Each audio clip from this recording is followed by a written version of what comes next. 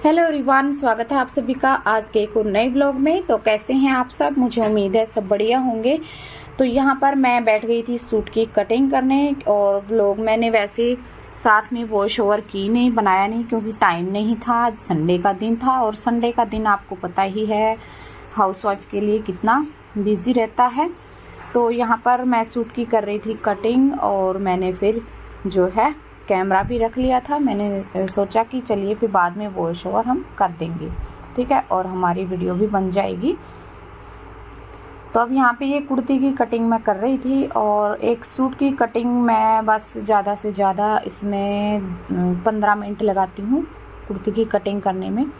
तो यहाँ पे मैंने ये फिर कटिंग कर ली थी, और इसमें ना कान थी बहुत ही ज़्यादा, तो फिर सूट की कान वगैरह सब कुछ देख के फिर हमने कटिंग करना होता है। कई बार तो किसी सूट में तो इतना टाइम लग जाता है क्योंकि उसकी कान ही नहीं निकलती है। तो सबसे पहले हमने कपड़े की कान देखनी है कि इसमें कान वगैरह कितनी है, ठीक है, और बनेगा या नहीं बनेगा। कस्टमर जैसे देके जाते हैं, तो सबसे पहले हमने कपड़े को चेक करना है, और फिर उनको बोलना है कि भाई आपके सूट में ये ऐसे ऐसे यहाँ पे ये दिक्कत है।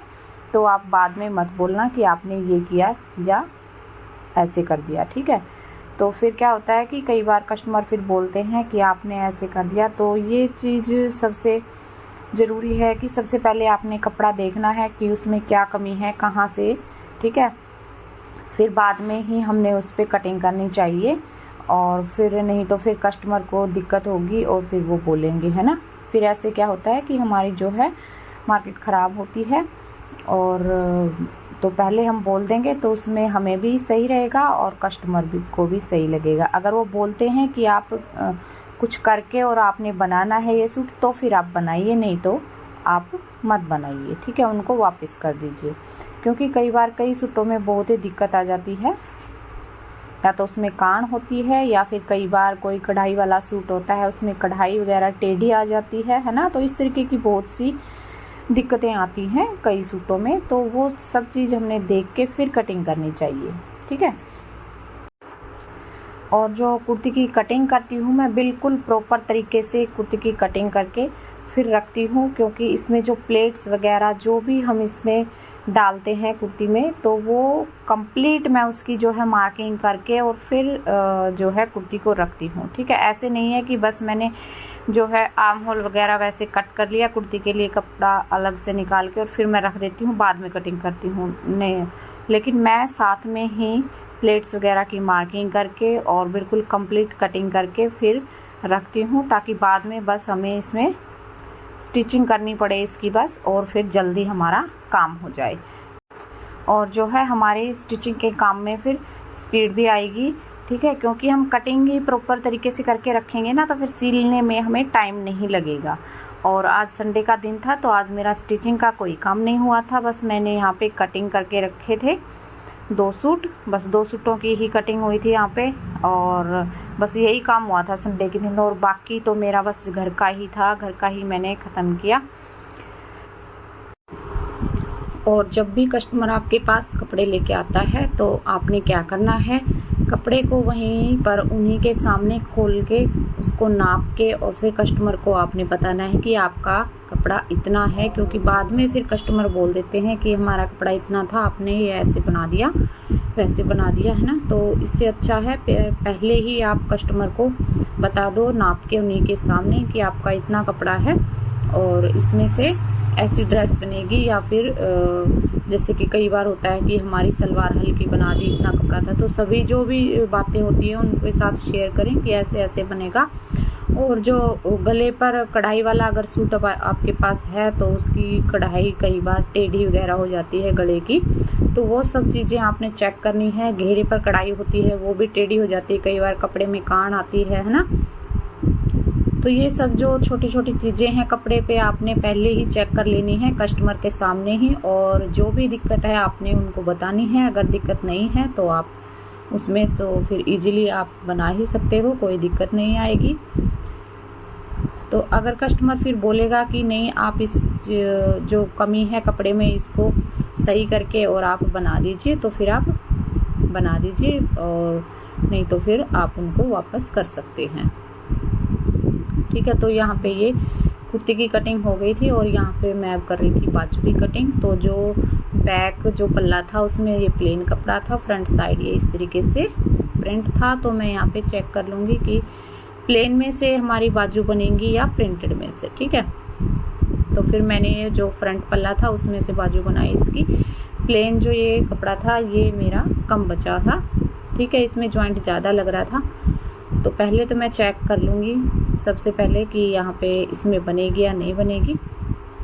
तो इसी तरीके से पहले हमने सारी चीज़ें देख लेनी होती हैं कपड़े पे कि ये चीज़ यहाँ पे ऐसे बनेगी या नहीं बनेगी, और फिर बाद में हमने कटिंग करनी चाहिए। और एक दिक्कत आती है होम बुटीक में रेट की, क्योंकि कस्टमर आते हैं तो सूट डाल के चले जाते हैं और फिर बाद में जब पैसों की बारी आती है तो फिर उनका ऐसे होता है कि नहीं आप इतने ले लो, वो इतने ले रहे हैं, वो इतने ले रहे हैं। तो ये चीज़ भी आपने पहले ही क्लियर कर लेनी है सूट बनाने से पहले, ठीक है। इसमें सही रहेगा क्योंकि बाद में फिर दिक्कत नहीं आएगी। और मेहनत आपने पता है कपड़े में कितनी लगती है स्टिचिंग करने में, सूट में। तो ऐसा तो है नहीं कि भी होम बुटीक में जो काम करता है उसकी मेहनत नहीं लगती है, और जो है मटेरियल भी हम उसमें लगाते हैं वही टेलर लगाते हैं। तो और जैसे कि लेस वगैरह, पाइपिंग वगैरह कुछ भी हम जैसे सूट में लगाते हैं भी वो कस्टमर दे के जा रहे हैं या आप खुद अपने पास से लगा रहे हो, तो उस हिसाब से आपका जो भी रेट है वो आप उनको बता दीजिए पहले ही कि आपका इतना बनेगा। तो इसमें सही रहेगा कस्टमर को भी और आपको भी, ठीक है। आपको भी फिर बाद में दिक्कत नहीं होगी। तो इन चीज़ों का आपने कपड़े लेने से पहले ध्यान रखना है और पहले ही ये सब चीज़ें क्लियर कर लेनी है कस्टमर से।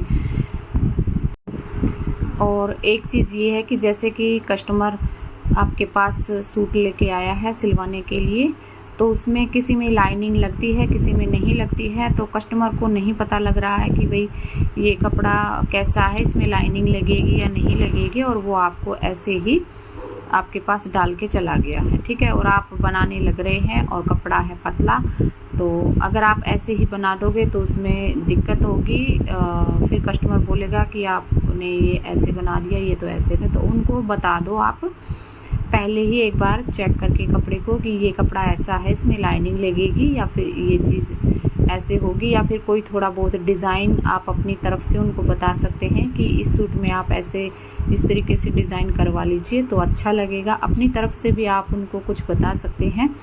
अगर उनको पसंद आता है तो फिर वो हाँ कर देंगे और आप फिर उस तरीके से बना के उनको दे सकते हैं, और फिर कस्टमर भी ऐसे खुश होंगे और कस्टमर आपके पास आएंगे। ऐसे आपके जो काम है वो अच्छा रहेगा। तो आप अपनी तरफ से भी कस्टमर को कुछ आइडिया दे सकते हैं कि आप इसमें ऐसे करवाइए, ऐसे करवाइए, है ना। और यहाँ पे कुर्ती की कटिंग मेरी हो गई थी। अब ये सलवार है इस सूट की। तो इसमें से गले के लिए मैं कपड़ा देख रही थी कि कितना कपड़ा हमारा इसमें लगेगा, क्योंकि इसका नेक का डिज़ाइन मैं बनाने वाली हूँ और आपके साथ शेयर भी करूँगी कि कैसा इसका डिज़ाइन बनाऊँगी। और ये कुर्ती मेरी थी, तो इसकी कटिंग अब हो गई है। अब जो भी सामान सूट में लगेगा वो सब मैं निकाल के एक साथ ही मशीन पे रख दूँगी और फिर मैं कल इसकी करूँगी स्टिचिंग। तो ऐसे इजी रहता है कि सूट के साथ जो भी हमें लगाना होता है वो सारी चीज़ें निकाल के हम यहाँ पे सूट के साथ रख दें, और फिर दूसरे दिन फिर हमें आसानी रहेगी, सूट हमारा जल्दी स्टिच होगा और इसी तरीके से फिर स्पीड बढ़ती है। तो चलिए बाय बाय, टेक केयर।